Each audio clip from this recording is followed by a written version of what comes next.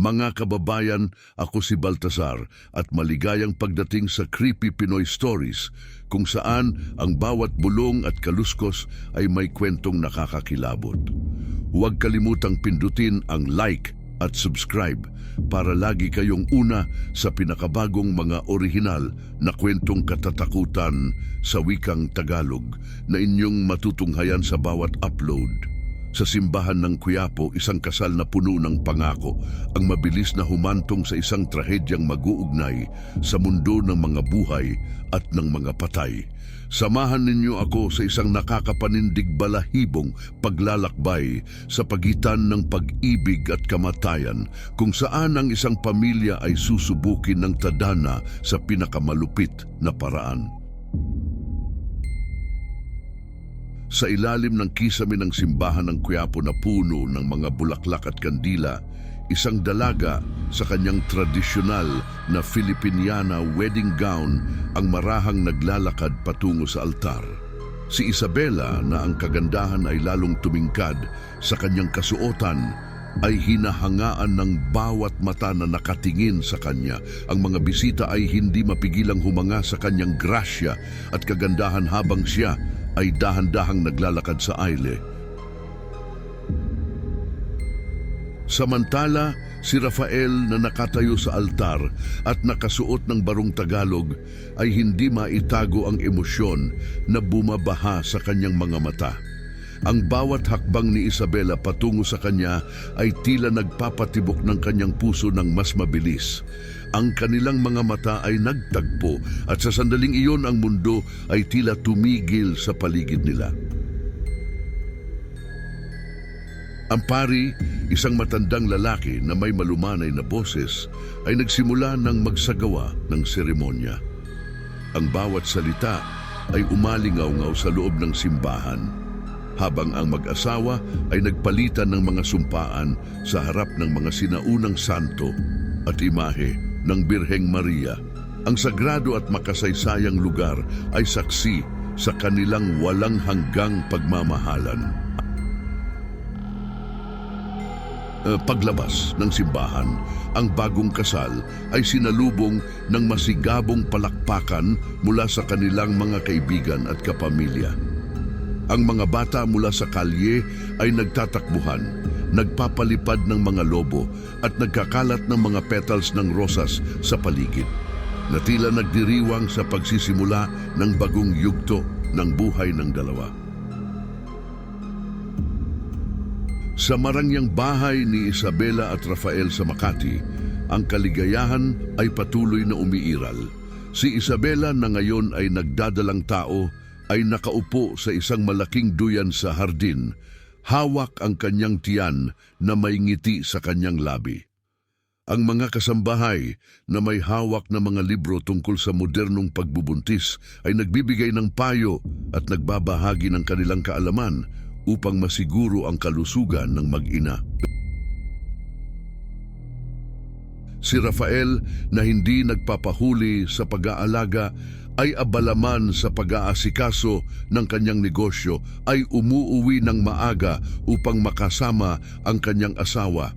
Bawat pag-uwi niya ay may dala siyang mga regalo at sorpresa para kay Isabela at sa kanilang magiging anak na nagpapakita ng kanyang walang hanggang pagmamahal at suporta.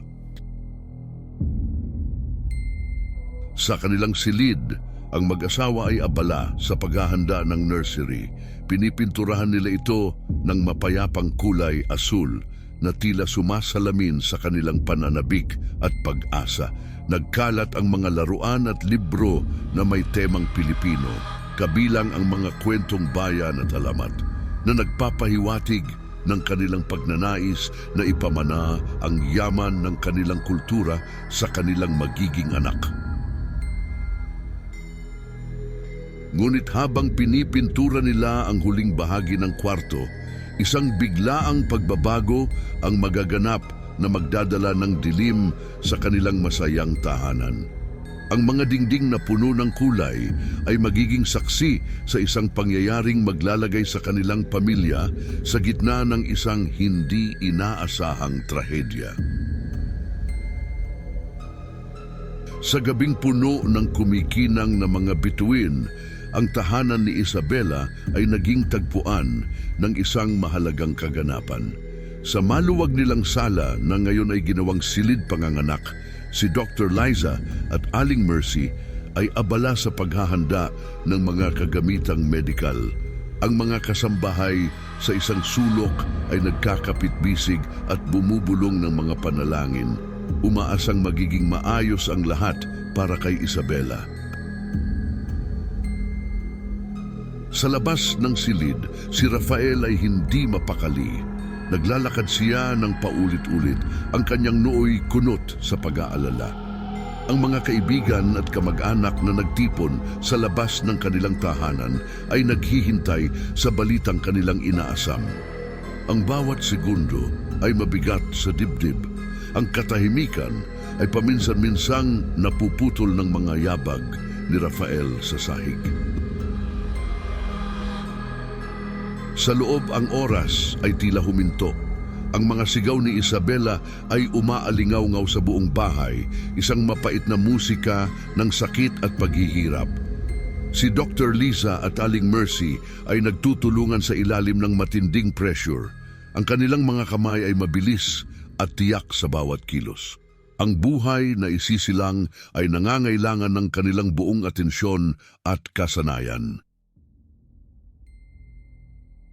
Ang sumunod na pangyayari ay nagdala ng isang nakabibinging katahimikan. Sa gitna ng kaguluhan, biglang tumahimik ang lahat nang mapagtanto nilang hindi na humihinga si Isabela. Si Dr. Liza, sa kanyang desperasyon, ay agad na nagsagawa ng CPR. Ang kanyang mga kamay ay mabilis na nagtatrabaho sa dibdib ni Isabela, umaasa sa himala. Si Rafael, na ngayon ay nasa loob na ng silid, ay hindi makapaniwala. Ang kanyang mga mata puno ng luha at pagkabigla, ay hindi mailayo sa walang buhay na katawan ng kanyang asawa. Ang kanyang puso ay tila nadurog sa kanyang dibdib, at ang sakit ay hindi maipaliwanag ng anumang salita.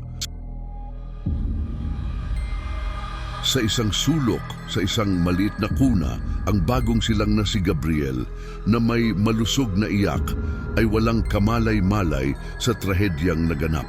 Ang kanyang pagdating sa mundo ay dapat sana'y puno ng kasiyahan, ngunit ngayon ay nababalot ng kalungkutan. Ang mga kasambahay na ngayon ay nagtitipon sa paligid ng kuna ay nag-aalay ng mga dasal at nagtirik ng mga kandila para kay Isabela. Ang balita ng kanyang pagkamatay ay unti-unting kumalat sa buong subdivision, na parang isang masamang panaginip na hindi mawari kung totoo ba o hindi. Sa gitna ng kalungkutan at pagdadalamhati, ang tahanan ng pamilya ay naging isang lugar ng misteryo at kababalaghan. Ano kaya ang naghihintay sa kanila sa susunod na kabanata ng kanilang buhay? Ang kaluluwa ni Isabela, na ngayon ay nagmamasid sa kanyang pamilya, ay maaaring may hindi pa natatapos na misyon sa mundong ito. Sa mga sumunod na gabi, ang kaluluwa ni Isabela ay lumulutang sa mga pasilyo ng bahay, pinapanood ang bawat paghigbi ni Rafael habang kinakarga ang kanilang anak. Ang mga dingding na dati puno ng halakhak at masasayang kwento, ngayon ay saksi sa isang malagim na tanawin ng pagluluksa. Sa ilalim ng malamlam na liwanag ng buwan, ang kanyang figura ay dahan-dahang nagpapalit-palit sa pagitan ng pagiging visible at invisible, isang malungkot na saksi sa naiwang pighati ng kanyang pamilya. Si Isabela bilang isang multo ay sinusubukang hawakan ang kamay ni Gabriel o haplusin ang pisngi ni Rafael, ngunit ang kanyang mga kamay ay laging dumadaan lang. Rafael? Gabriel? Bulong niya, ang kanyang tinig ay bahagyang naririnig na parang hangin na dumadaan sa mga siwang ng bintana. Ngunit kahit anong pilit niyang magparamdam, ang kanyang mga pagsisikap ay tila ba inaanod lang sa kawalan. Sa sala, ang mga larawan ng kasal at masasayang alaala ay nagiging malamlam sa ilalim ng malungkot na tingin ni Isabela, at ang mga kasambahay ay nagsisimulang makaramdam ng kakaibang lamig sa paligid. Naramdaman mo ba yon? Tanong ng isa sa mga kasambahay. Ang kanyang boses ay nanginginig hindi lamang sa lamig, kundi pati na rin sa takot. Parang may iba dito sa atin.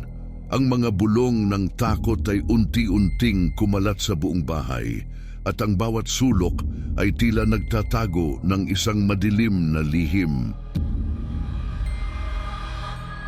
Habang lumalalim ang gabi, isang tanong ang bumabagabag sa lahat. Ano ang susunod na mangyayari sa tahanang ito na ngayon ay sinapian ng kalungkutan at misteryo? Isang hapon, habang naglalaro si Gabriel sa hardin, bigla na lang siyang nahulog at nawala ng malay, at si Rafael, sa takot at pag-aalala, ay agad siyang dinala sa pinakamalapit na ospital. "Gabriel, anak ko!" sigaw ni Rafael habang buhat-buhat ang walang malay na katawan ng kanyang anak. Ang mga yapak niya sa sahig ng ospital ay tila nagmamadali at mabigat, puno ng desperasyon at pag-asa. Sa ospital, ang mga doktor ay nagtutulungan gamit ang lahat ng kanilang kaalaman at teknolohiya, ngunit ang kalagayan ni Gabriel ay patuloy na lumalala. "Gawin niyo po ang lahat ng inyong makakaya," pakiusap ni Rafael sa mga doktor. Ang kanyang mga mata ay punong luha at pagmamakawa. Ang mga pasilyo ng ospital ay umalingaw-nahaw sa mga tunog ng makabagong gamit medikal, ngunit ang puso ni Rafael ay puno ng pangamba. Sa kanyang silid sa ospital, ang mga makina ay tumutunog, at si Rafael, nakaupo sa tabi ng kama, ay hawak ang kamay ni Gabriel, umaasang magiging maayos ang lahat. "Kapit lang anak, kapit lang," bulong niya, habang ang mga luha ay patuloy na tumutulo sa kanyang pisngi. Ang bawat segundo ay tila isang walang hanggang paghihintay sa milagrong kanyang pinananalangin. Sa labas ng bintana ng silid ng ospital, kung saan ang buwan ay saksi sa kanilang pagdurusa, isang tanong ang bumabalot sa isipan ni Rafael. Hanggang kailan niya kakayanin ang sunod-sunod na dagok ng tadhana?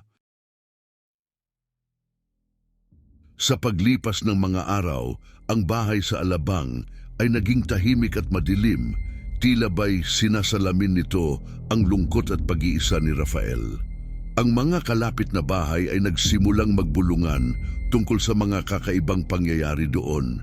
Ang mga bata ay nagkukwentuhan tungkol sa mga ilaw na bigla na lang namamatay at mga laruan na gumagalaw mag-isa na para bang mayroong hindi nakikitang kamay na naglalaro kasama nila. Ang mga bagong nakatira, isang pamilyang may 2 anak, ay nakakaranas ng mga hindi maipaliwanag na pangyayari. Sa kalaliman ng gabi, ang kanilang pagtulog ay ginambala ng mga ilaw na kusang nagpapatay-sindi at ang mga laruan ng kanilang mga anak na tila may sariling buhay. Maging ang mga magulang ay hindi maikakaila ang takot na bumabalot sa kanilang mga puso sa tuwing maririnig nila ang mga yabag na nagmumula sa walang laman na silid. Si Rafael, na ngayon ay nag-iisa at walang karamay, ay nagsimulang makakita ng mga anino at marinig ang mga bulong na tila nagmumula kay Isabela. Ang mga bulong na iyon ay nagtutulak sa kanya sa bingit ng kawalan ng pag-asa, na para bang tinatawag siya ng isang pamilyar na tinig mula sa kabilang dako ng kamatayan. Sa isang gabi ng bagong buwan, ang multo ni Isabela ay lumapit sa kuna ni Gabriel na ngayon ay walang laman at tila may nararamdaman siyang kakaiba sa hangin. Ang kanyang presensya ay nagdala ng isang malamig na simoy na nagpapatayo ng balahibo, isang palatandaan na ang kanyang di matapos-tapos na paglalakbay ay maaaring malapit ng magwakas. Sa labas ng bahay, ang mga kapitbahay ay nagtitipon-tipon, nagdarasal ng Santo Rosario, umaasang ang espiritu ni Isabela ay makakahanap ng kapayapaan. Ang kanilang mga bulong at panalangin ay umalingaw-ngaw sa tahimik na gabi na para bang tinatawag ang kaluluwa ni Isabela na sumama na sa kanilang mga dasal. Sa huling pagtatangka, si Isabela ay nagpakita kay Rafael na ngayon ay nasa kanyang pinakamadilim na sandali. Sa isang sandali ng katahimikan, tila may isang hindi nakikitang puwersa ang nag-uugnay sa kanila.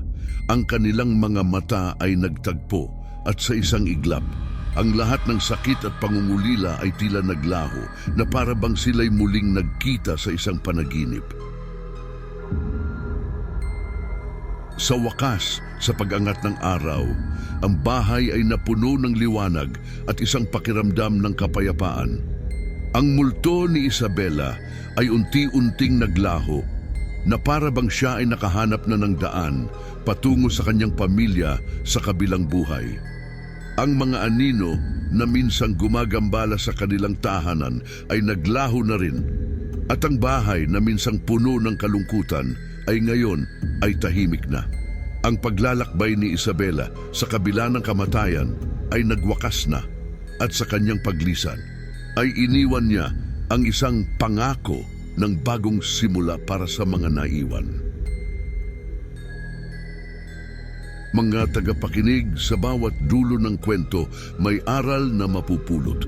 Ang kamatayan ay hindi hadlang sa wagas na pagmamahal. Salamat sa pakikinig sa Creepy Pinoy Stories. Huwag kalimutang pindutin ang like at subscribe para sa mas marami pang nakakakilabot na kwento. Sumali sa ating komunidad ng mga mahilig sa katatakutan at huwag palampasin ang bawat upload. Hanggang sa muli mga kaibigan, at tandaan, sa susunod na pag-upload, may bagong takot na naghihintay para sa inyo. Mag-ingat, baka ang susunod na kwento ay tungkol sa iyo.